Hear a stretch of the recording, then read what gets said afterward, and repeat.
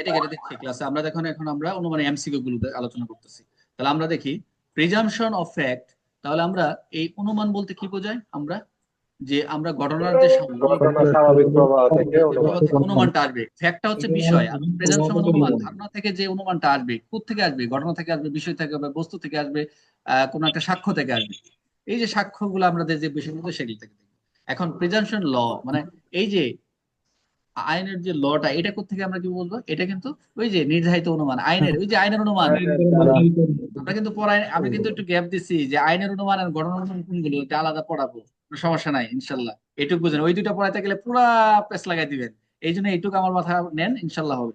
আচ্ছা, এখন খণ্ডনযোগ্য অনুমান কোনটি? যা সাক্ষ্য দ্বারা খণ্ডন করা যায়। খণ্ডন করা যায়। গুড। অখণ্ডনযোগ্য অনুমান কোনটি? সাক্ষ্য দ্বারা খণ্ডন করা সাক্ষ্য দ্বারা খণ্ডনযোগ্য নয়। যায়। ফৌজদারি মামলায় আসামিকে নির্দোষ ধরা হয়, এটি কি? এটি কি হবে? নির্দোষ। খণ্ডনযোগ্য অনুমান। গুড। আচ্ছা, 7 বছরের শিশু অপরাধে অক্ষম, এটা ওটা অক্ষমই হবে। দেখেন এটা এখানে কারেক্ট আসছে যে এটা কি 7 বছরের শিশুর অপরাধে অক্ষম, এটি কি? অখণ্ডনযোগ্য। হ্যাঁ হ্যাঁ, সক্ষম না অক্ষম, মানে এটা অখণ্ডনযোগ্য। রাইট রাইট, এই যে এখন হ্যাঁ অক্ষমই হবে, রাইট। অক্ষমের কারণ হচ্ছে এটা তো শিশু, এটা খণ্ডন যাবে না, খণ্ডন যাবে না, রাইট। আচ্ছা, মে প্রিজুম কনক্লুসিভ প্রুফ হবে স্যার। আমরা কি কনক্লুসিভ প্রুফে দেখছি না ওইটা? কনক্লুসিভ প্রুফ, আচ্ছা হ্যাঁ রাইট, কনক্লুসিভ প্রুফ। আচ্ছা, মে প্রিজিউম শব্দটি নির্দেশ করে, মে প্রিজিউম কি করবে? বিবেচনামূলক। গুড, ভালো লাগছে আপনি যে বিবেচনামূলক বলছেন, গুড। ধরে নেওয়া মানে ধরে নেবে। শ্যাল প্রিজিউম কি করবে? অবশ্যই বাধ্যতামূলক। চূড়ান্ত অনুমান স্যার। বাধ্যতামূলক। কে বলে চূড়ান্ত? ওটা ফাইনাল, বাধ্যতামূলক অনুমান। বাধ্যতামূলক। হ্যাঁ। আর মে প্রিজিউম আবার আছে, মে প্রিজিউম আদালতে কি করবে? অনুমান করতে পারবে না। করতেও পারে, নাও করতে পারে, আদালতের বিষয়। শ্যাল প্রিজিউম আদালতে কি করবে?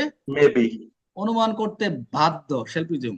অনুমান করতে এখন বাধ্য। যদি দুইটাই থাকে, করতে পারবে। মে প্রিজিউম শ্যাল প্রিজিউম দুইটাই কি বলেন তো? খণ্ডন না খণ্ডনীয়? খণ্ডনযোগ্য স্যার। খণ্ডনযোগ্য স্যার। কনক্লুসিভ প্রুফ বলতে কি বোঝায়? চূড়ান্ত সাক্ষ্য প্রমাণ নিষিদ্ধ। তোমার কথা আমি শুনবো না, কোনো কথা শোনা যাবে না আমার কাছে, তথ্যটা তো কোনো সব কথাই আছে। শোনা যাবে না। Good, very good. আচ্ছা, কনক্লুসিভ আদালতের সিদ্ধান্ত, ওই চূড়ান্ত সিদ্ধান্ত। হ্যাঁ চূড়ান্ত। কনক্লুসিভ প্রুফ হলে আদালত কি করবে? অনুমান করতে অনুমান করতে বাধ্য। অনুমান করতে বাধ্য। হ্যাঁ রাইট। কনক্লুসিভ প্রুফের ক্ষেত্রে কি হবে? বিপরীত সাক্ষ্য কি হবে? বিপরীত সাক্ষ্য অগ্রাহ্য। আচ্ছা, প্রিজাম্পশন সংক্রান্ত মূল ধারা কোনটি? এর ধারা কোনটা?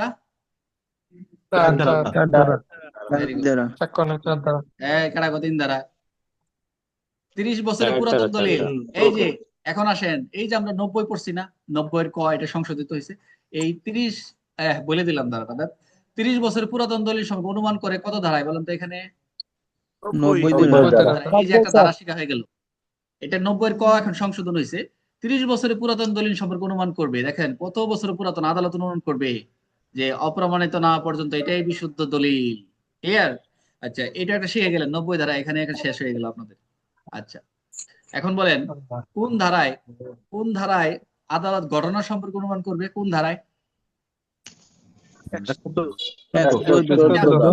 114 মনের দেহের অবস্থা, ঘটনা সম্পর্কে, এগুলো আমরা পড়বো, এক্সপ্লেন করবো, এই জন্য ওদিকে সব পড়া ফেলে। এটা কিন্তু ঘটনা সম্পর্কিত। আমরা কিন্তু ওই যে অলরেডি কি করলাম, এটা কিন্তু একটা দেখলাম যে দলিল সম্পর্ক পুরাতন, আর এটা দেখলাম আমরা বলেই দিল ঘটনা সম্পর্কিত একটা ধারা হয়ে গেল কিন্তু 114 ঘটনা সম্পর্কিত, আইনের ঘটনা সম্পর্কিত। আচ্ছা, এখন প্রিজেন্টেশন ফ্যাক্ট, এটা আমরা পড়াইছি, এটা দরকার নেই। ল, এটাও পড়াইছি। চূড়ান্ত প্রমাণ, এটা ধারা কত? চূড়ান্ত প্রমাণ কত হবে? ওই যে রায় চূড়ান্ত, আদালতের রায় চূড়ান্ত কত দেখলাম আমরা? 41 স্যার। সন্তানের বৈধতা কত দেখলাম? 112। গুড। 112 দ্বারা প্রকৃতপক্ষ, 100 দ্বারা 12 দ্বারা প্রকৃতপক্ষ কি? এটা কি? খণ্ডনযোগ্য বিশেষ শর্তে। কিন্তু অখণ্ডনীয়, কিন্তু বিশেষ শর্তে খণ্ডনযোগ্য, এটা মানে মাথায় রাখেন আর কি। আচ্ছা, এটা ব্যতিক্রম স্যার। হ্যাঁ, মে প্রিজম এটা পারবেন, এটা পারবেন, স্বেচ্ছাধীন এটা বিবেচনা পারবেন, এটাও পারবেন। প্রিজাম্পশন খণ্ডন করার উপায় কি? সাক্ষ্য প্রমাণের মাধ্যমে কি করবে? খণ্ডন করবে। সাক্ষ্য প্রমাণ। অনুমানটা সাক্ষ্য প্রমাণ দ্বারা করবে। আর এটাও পড়ছেন, এটাও দরকার নেই, স্বাভাবিক প্রমাণের দরকার নেই। ল, এটাও হয়েছে মূলত নির্দেশ করে মোটামুটি এই। প্রেপোজিশন এগুলা, এটা হচ্ছে প্রত্যয়িত দলিল কনক্লুসিভ প্রুফ, এগুলার এখানে দরকার নাই। প্রেপোজিশন এগুলো গল্প আছে, এগুলো আমরা একটু বাকি রাখছি, কালকে দিয়ে পরে নতুন ক্লাসে যাবো, এখানে আমরা যাব না। আচ্ছা দেখি, একটু দাঁড়ান, একটু একটু মনে একটু। আচ্ছা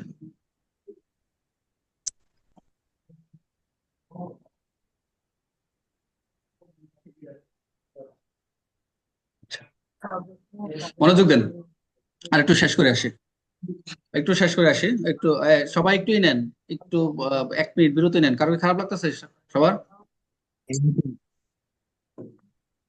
সবাই একটু পানি টানি নিয়ে বসবেন, ক্লাসের সময় একটু পানি টানি নিবেন, কথা বলবেন।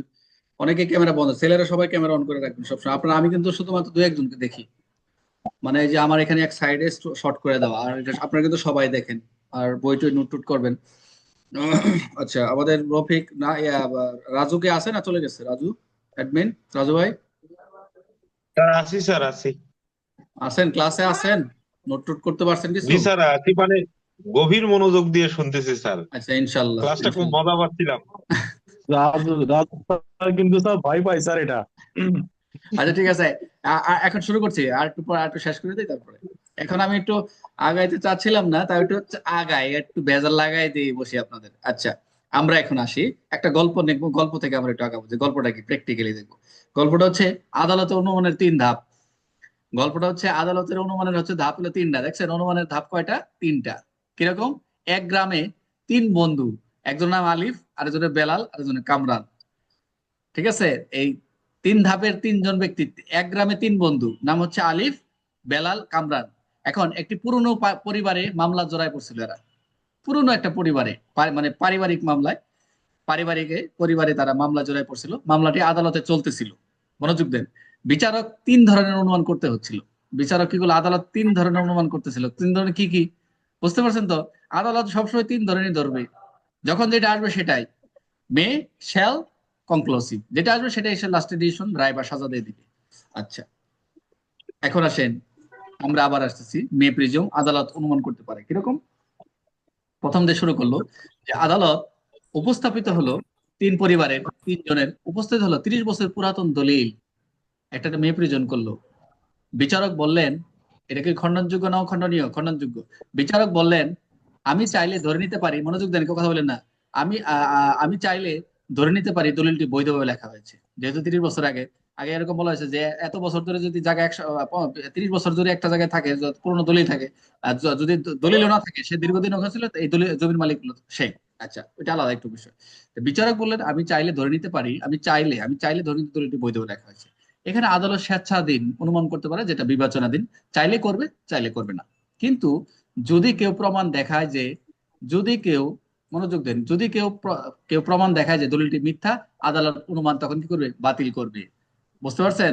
এই 3 জনের ভিতরে যদি কেউ বলে যে আমার দলিলটি মিথ্যা ভাবে লেখা হয়েছে, হয় না এরকম? বাস্তবে আমরা পাই না? প্র্যাকটিক্যাল আমরা কিন্তু পাই যে এই দলিলটি মিথ্যা, তখন কিন্তু আদালত যে অনুমান করবে সেই অনুমানটি বাতিল করে দিবে। একটু মাথায় নেবেন ভালো করে। এখন আসেন উপসংহার কি। এটা হচ্ছে বিবেচনামূলক নিবে, এটা আন্ডার কনসিডারেশন হিসেবে নিবে, এবং দিস ইজ খণ্ডনযোগ্য হবে, এটা খণ্ডন করা যাবে যেহেতু অনুমান বাতিল করতেছে। এখন আসেন শেল প্রিজমের ক্ষেত্রে কি হচ্ছে, আদালত বাধ্যতামূলক অনুমান করবে কিরকম। পরবর্তী দিনে মামলায় কেসে একটি প্রত্যয়িত নকল দলিল আদালতে দাখিল করা হলো। পরবর্তীতে পরবর্তীতে একটি প্রত্যয়িত নকল দলিল ফটোকপি আদালতে দাখিল করা হলো। আইন অনুযায়ী এই 79 ধারা বিচারককে বলা হলো, আপনি অবশ্যই ধরে নেবেন যে এটি নকল দলিল। নকল এই যে ধরে নেবেন যে এই নকল দলিল সঠিক, আপনি ধরে নেবেন এই নকলটাই সঠিক। এখন বিচারক তাই অনুমান করতে হলো। বিচার কিন্তু এই দলিল দিতে যখন দাখিল হলো, সে দেখলো, অবশ্যই বাধ্য যে সেলফ প্রিজম, অবশ্যই বাধ্য যে এটা, তাই অনুমান করতে হলো যে আমি, হ্যাঁ, আমার বলা হইলো যে এটাই সঠিক, সেও বাধ্য। তবে বিপরীত প্রমাণ দেখিয়ে অনুমান খণ্ডন করা সম্ভব। যদি প্রমাণ করে দেখানো যায়, যে খণ্ডন করে যে এটা এটা এটা নকল, অন্য কোনো দলিলের মাধ্যমে, অন্য কোনো কিছুর মাধ্যমে উপস্থাপন করা যায়, সেটা খণ্ডন দেওয়া সম্ভব। এই জন্য মে এবং শেল দুইটাই হচ্ছে খণ্ডনযোগ্য। এখন আসেন, তার মানে কি হলো? উপসংহার হলো শেল প্রিজম বাধ্যতামূলক কিন্তু খণ্ডনযোগ্য।